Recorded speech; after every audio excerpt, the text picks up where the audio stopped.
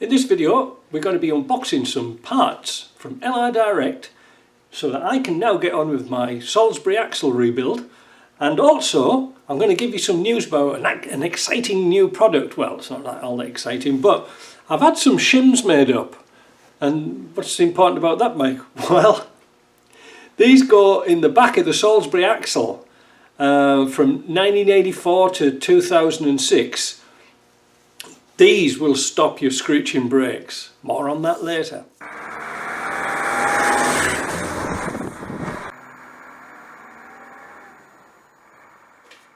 Morning. We haven't done any unboxing of parts for a long time. That's because I've been asking customers to supply their own parts, which has alleviated me of a lot of pressure. But I needed some parts for the axle I've been rebuilding and some other bits and pieces of stock. And my box just came in this week. Now this has come from LR Direct. 10.7 kilos cost me $96.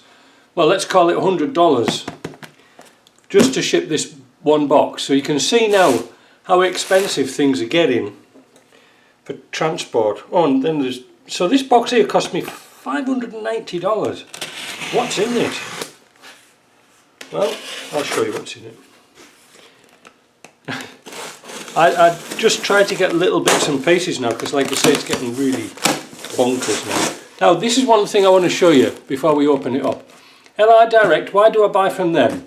Why don't I use my account at Britpart? Because Britpart doesn't pack as good as these guys. If I got this from Britpart, it would be thick end of $200 odd just for packing and shipping. There we have, we ain't got that much, but we've got enough. So what have we got? We've got some seals, a couple of seals there for differentials. We've got the seals here that go behind that seal, little paper seal. You'll see that later when we put it all together. These are the seals that go in the stub axles at the end. Some people miss these out. Some people don't put them in. They want the oil, the bearings using axle oil. Well, it's up to you, but I don't really like that. This is really what we wanted, some shims for the differential. You can't seem to buy them. Rovers North don't have any. I don't know what's going on there. Oh, these are bushes for my clutch bush. Now, the reason why I haven't been promoting clutch bushes for quite a long time is that there's been some bad quality ones kicking about. Not my bushes, they're all the same, but these plastic bushes. In fact, let's open one up and let's have a look. Yeah, these are a different quality again.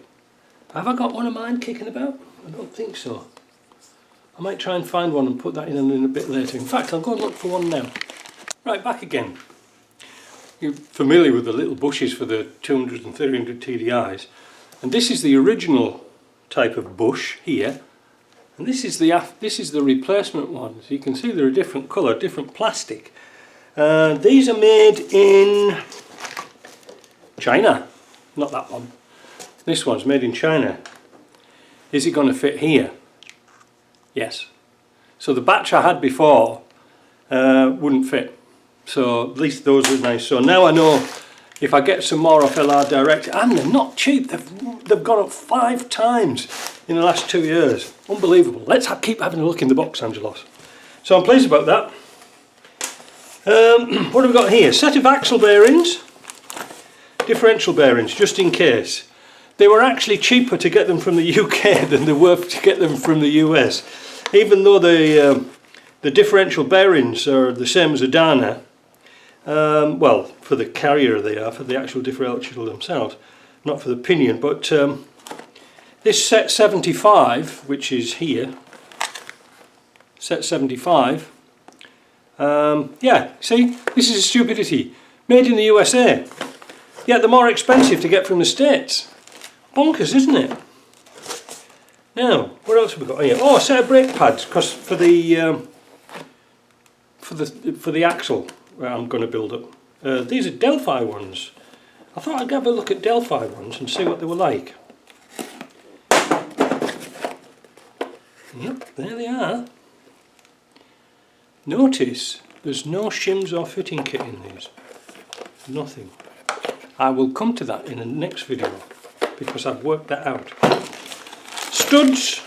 These are for my transfer cases. I replaced the studs on the front instead of putting nuts and bolts in. But I also wanted a different set. I wanted a different set. It's just sort of... Oh, no, what's these? Oh, those are the differential cupped washers.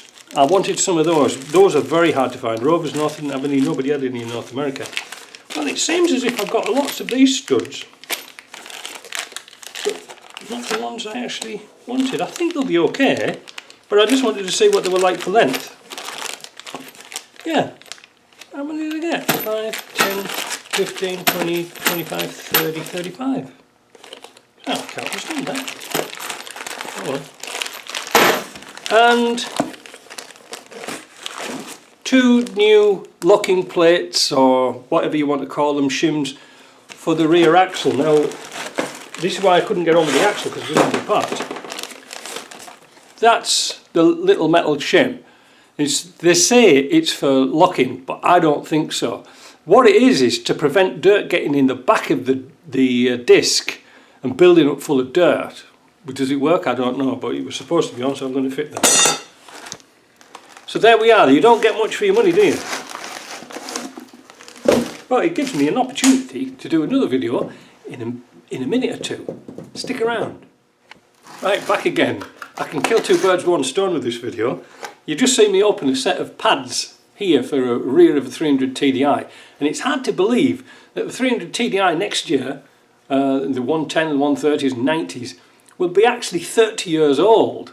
And of course, along with that becomes 30-year-old problems, and this is one of the things. We had the German couple in the other day and they were complaining of the brakes screeching, and I said to them straight away, I know what the problem is. I bet the shims are missing from behind here.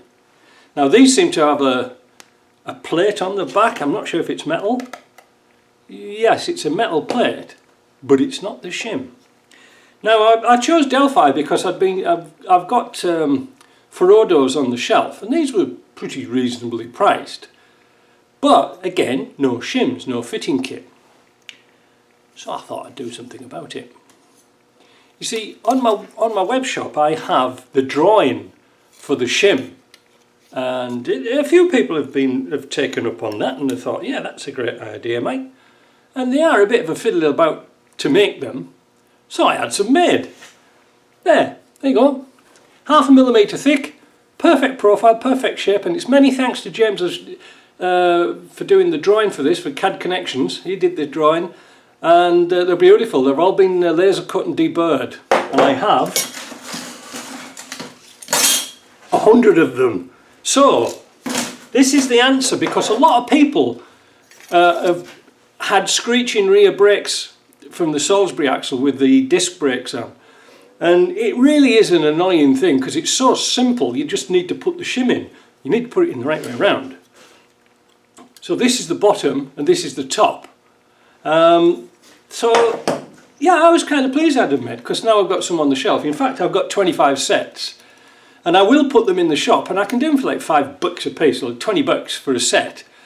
But I had them made in stainless steel, so you'll have them for the rest of your life. So don't throw them away. Keep them.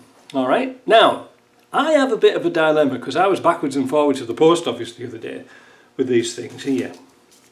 And I said to the postman behind the counter, I says, what is the cheapest way I can send these? Will these go in an envelope? And he says, technically yes, but practically no. And I said, why? He said, well, because they've got sharp edges on them, if you put those in an envelope, that they're going to perhaps cut through the envelope and they'll get lost. And also there's no tracking, there's no traceability, there's nothing, there's no guarantees with it. It will be a bit cheaper, about $4 cheaper, because with an envelope with 4 shims, it pushes it up to 75 grams. If I was to cut some cardboard and wrap this, then it ticks over to 100 grams. Pain, isn't it? So then that you might as well put them as a small package. So I've been deliberate in that because I wanted to do them as free shipping, but it's ever so complicated to do. But at least I've got some now. So, and all your worries about screeching brakes are all over. You know, it costs a bit to get them all here and sent away and get them cut and come back. But, you know, like I say, the only option sometimes, now I say sometimes, because some brake kits, not that one, not Delphi, that's for sure, do come with some shims. But the only kits that come with shims and the pins, etc., etc., and you can use the pins and springs again usually, but the only set that comes was genuine Land Rover ones. The genuine Land Rover have the shims, they have the pins, they have everything. But, and here's a big but for us overseas, I just checked out the price on Rovers North this morning, and they're $115 for the pad kit. For us in Canada, that equates to 159 Canadian dollars plus shipping. So you can call it $200 for a set of brakes, and just for little pads. It's just outrageous. So if I can do those, 4 of those for $20, and you've got them for life, it's a lot cheaper, isn't it? See, thinking ahead, you see. So anyway, I have seen online some rear disc pad sets with shims, but obviously I don't change that many rear brakes, so I'm not going to buy different sets all the time. I know that Ferodo don't come with them, and now I know that Delphi don't come with them. Oh, made in India, look at that, Delphi made in India, can you say that? Gee, they don't make nothing in Europe, in England anymore. There's nothing. Hey, well, let's have a look here. So anyway, going back to that, I've got an answer for them, the shims, and I'll chuck in a free sticker as well. How's that? Oh my, it's so generous. It's Saturday morning, you see. The studs, made in China. The thrust washers, made in China. Notice these are all Britpop parts. What else have we got here? Country of origin for the seals, India. Now India make a lot of seals for Land Rovers. Well, I think all Land Rover seals are made in there. Oh, wait a minute, look at this. Get this one down in your notebook. Look at these. These gaskets are made in the UK. Wow, that's worth it, isn't it? Oil seal, rubber oil seal, made in India. Where were these chaps made? China. Crazy, isn't it? The bushes were made in China, we've seen that. It's disappointing, isn't it? But what can we do? If we hadn't got the Chinese, our vehicles would all be scrapped now. So I suppose we have to be thankful for small mercies. Oh, wait a minute, what about these thrust washers here from China? But this now allows me to get on with the axle job, because I postponed it whilst I was doing my kitchen, which is now 98% finished, so it's kind of good. So we'll be getting back onto that. I think this afternoon James is going to come in with his truck to increase his suspension height. That could be fun, maybe, I don't know. So anyway, that's it for now. Hopefully next week we'll get the axle in, because it is getting cold out now. And of course, like I said, at the end of the month it's my birthday, because we're going to have a lot of things going on then, because not only do we have a prize draw, I'm going to put my heating on. See ya.